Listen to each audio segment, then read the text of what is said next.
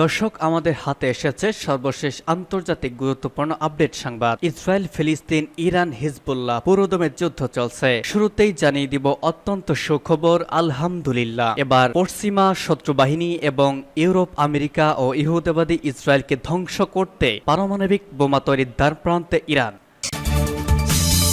আরো জানিয়ে দিব ইসরায়েলের বিরুদ্ধে বিশ্বজুড়ে ক্ষোভ, তাইওয়ানে মার্কিন নতুন অস্ত্রের চালান, যে ভয়াবহ হুঁশিয়ারি বার্তা দিল চীন।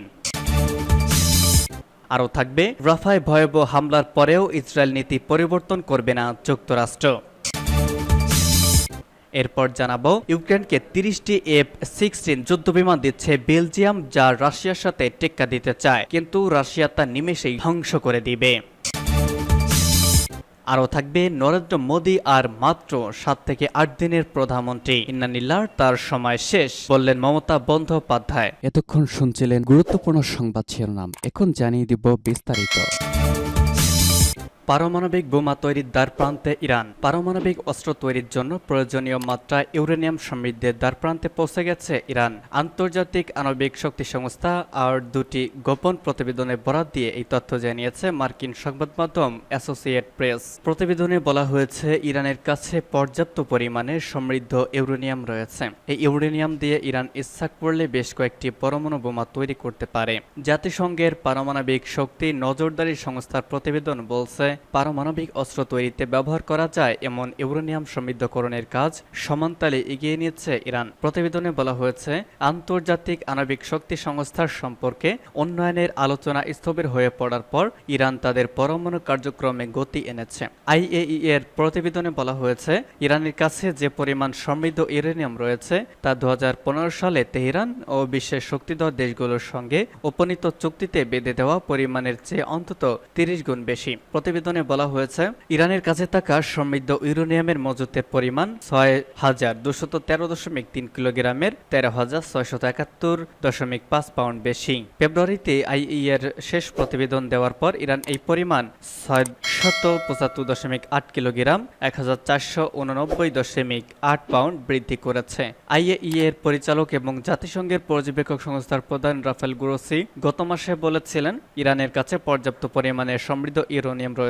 এই ইউরেনিয়াম দিয়ে ইরান ইচ্ছা করলে বেশ কয়েকটি পরমাণু বোমা তৈরি করতে পারে। স্কাই নিউজকে তিনি এপ্রিলে বলেন, যে পর্যায়ে পরিদর্শন আমাদের প্রয়োজন সেই পর্যায়ে পর্যবেক্ষণ ইরানের করা যাচ্ছে না। ইরানের কর্মকর্তারাও হুঁশিয়ারি দিয়েছেন, তারা প্রয়োজনে পরমাণু বোমা তৈরি করতে পারেন, তবে ইরান বরাবরই বলে আসছে তাদের পরমাণু কর্মসূচি শান্তিপূর্ণ উদ্দেশ্যে পরিচালিত।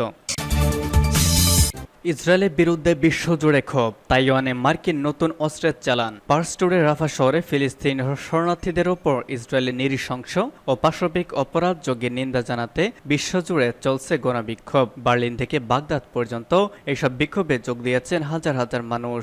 লিবিয়ায় জোরদার হয়েছে ইসরায়েলি ও তার সহযোগীদের পণ্য বর্জনের প্রচার অভিযান। এদিকে মার্কিন যুক্তরাষ্ট্র তাইওয়ানে নতুন অস্ত্র সরবরাহের উদ্যোগ নিয়েছে, আর চীন সম্পর্কে জোরদারের উদ্যোগ নিয়েছে দক্ষিণ কোরিয়া ও জাপানের সঙ্গে। ওদিকে নতুন সেনা আকৃষ্ট করতে টিকটক ব্যবহারের কৌশল নিয়েছে জার্মানি। সাম্প্রতিক ঘণ্টাগুলোতে এসবই হচ্ছে বিশ্বের কয়েকটি বড় খবর। গতকাল চীনের প্রধানমন্ত্রী লিয়াং চিয়াংচিন জাপান ও দক্ষিণ কোরিয়ার নবম ত্রিপক্ষীয় শীর্ষ বৈঠকে ঘোষণা করেছেন যে বেইজিং, টোকিও ও সিউলের সঙ্গে সব ক্ষেত্রে ত্রিপক্ষীয় সহযোগিতা আবারও শুরু করতে আগ্রহী। ওয়াশিংটন তাইওয়ানকে সর্বাধুনিক সমরাস্ত্র দিবে এবং ইউক্রেনকে যেরকম পুরনো অস্ত্র দিয়ে এসেছে সেরকমটি তাইওয়ানকে দেবে না বলে ঘোষণা করেছে।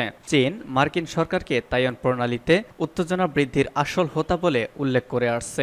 জার্মান সশস্ত্র বাহিনী বলেছে, নতুন সেনা নিয়োগ দিতে টিকটক নামক সামাজিক মাধ্যম ব্যবহার করবে। এই মাধ্যমটি যুব সমাজের মধ্যে বেশ জনপ্রিয়। চলতি মাসের শেষে গোটা জার্মানিতেই সংক্রান্ত নতুন একটি কর্মসূচি শুরু করবে বলে জানিয়েছেন দেশটির সশস্ত্র বাহিনীর মুখপাত্র। রাশিয়ার সীমান্ত নিরাপত্তা সংস্থার প্রধান কর্মকর্তা জানিয়েছেন, নেটো জোট রাশিয়ার সীমান্তের কাছে পরমাণু হামলার মহড়া চালাচ্ছে। রাশিয়ার সম্ভাব্য পরমাণু হামলার প্রস্তুতি নেই নেয়ারই উদ্দেশ্য। রাফায় ভয়াবহ হামলার পরেও ইসরায়েল নীতি পরিবর্তন করবে না যুক্তরাষ্ট্র।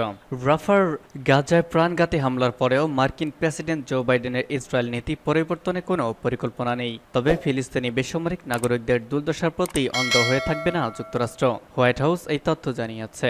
যুক্তরাষ্ট্র গাজা যুদ্ধে ইসরায়েলকে শত শত কোটি ডলারের অস্ত্র সহায়তা দিচ্ছে। গাজার স্বাস্থ্য কর্তৃপক্ষ জানিয়েছে, ইসরায়েলি পরিবারের রবিবারে হামলায় বাস্তুযুদ্ধের জন্য নির্মিত একটি শিবিরে আগুন লেগেছে, ৪৫ জনের মৃত্যু হয়েছে। ন্যাশনাল সিকিউরিটি কাউন্সিলের মুখপাত্র জন কিরবি বলেছেন, রাফায় ইসরায়েলের কর্মকাণ্ড বাইডেনের রেড লাইন লঙ্ঘন করবে বলে ওয়াশিংটন বিশ্বাস করে না। হোয়াইট হাউসে এক ব্রিফিংয়ে কিরবি বলেছেন, রবিবারের হামলার পর যুক্তরাষ্ট্র নীতি পরিবর্তন করবে এমন তথ্য আমার কাছে নেই। ইসরায়েলিরা এর তদন্ত করতে যাচ্ছে। ফিলিস্তিনের গাজার রাফা এলাকায় একটি আশ্রয় শিবিরে ইসরায়েলি বাহিনীর ভয়াবহ হামলাকে মর্মান্তিক দুর্ঘটনা বলে উল্লেখ করেছেন দেশটির প্রধানমন্ত্রী বেনিয়ামিন নেতানিয়াহু। একই সঙ্গে তিনি বলেছেন, গাজায় অভিযান বন্ধের কোনো পরিকল্পনা নেই তার। রাফায় নিরাপদ অঞ্চল হিসেবে চিহ্নিত তাল আস সুলতান এলাকার একটি আশ্রয় শিবিরে রবিবার হামলা চালায় ইসরায়েল। ওই হামলায় অন্তত ৪৫ জন নিহত হয়েছে বলে জানিয়েছে গাজার হামাস পরিচালিত স্বাস্থ্য মন্ত্রণালয়। এছাড়া আহত হয়েছে শতাধিক। ওই হামলার পর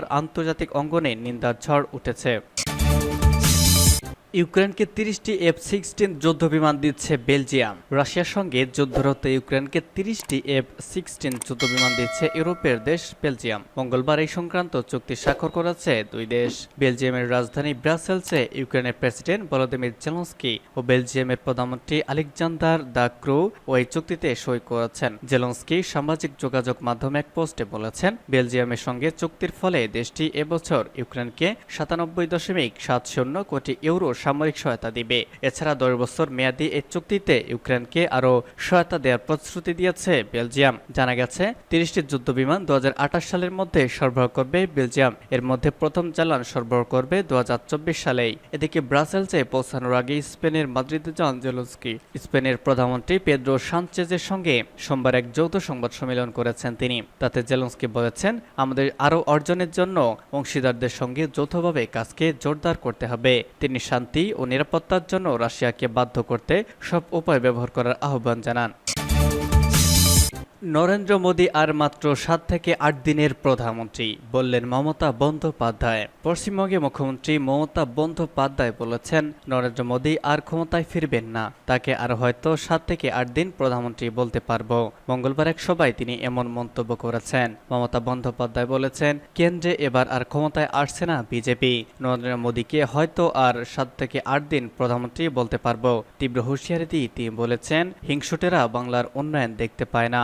একই দিন পশ্চিমবঙ্গ রাজ্যের উত্তর ২৪ পরগনা জেলার অশোকনগরে এক সভায় নরেন্দ্র মোদী বলেন, বিজেপি এবার বাংলাতেই সবচেয়ে ভালো ফল করবে। তিনি বলেন, তুষ্ট করার রাজনীতি করতে সিএএ এর বিরোধিতা করছে তৃণমূল। সিএএ নিয়ে মানুষকে বিভ্রান্ত করছে তারা। ভারতের প্রধানমন্ত্রী নরেন্দ্র মোদী বলেন, ভারতে বহু মানুষ নাগরিকত্ব পেয়ে গেছেন, কারো কাছ থেকে কিছু ছিনিয়ে নেওয়া হয়নি। নাগরিকত্ব দিয়ে তাদের ভারত মায়ের সন্তান বানানো হয়েছে। এই নাগরিকত্ব দিচ্ছে দেশের সংবিধান। পৃথিবীর কোনো শক্তি মোদীর সংকল্পকে আটকাতে পারবে না।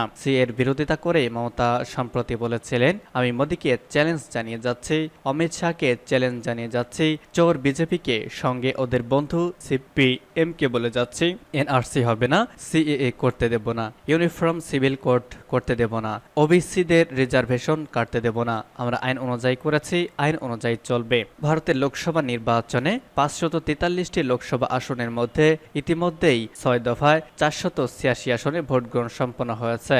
সপ্তম ও শেষ দফায় আগামী ১ জুন ভোটগ্রহণ হবে ৫৭টি লোকসভা আসনে। এর মধ্যে পশ্চিমবঙ্গে রয়েছে ৯টি আসন, গণনা আগামী ৪ জুন।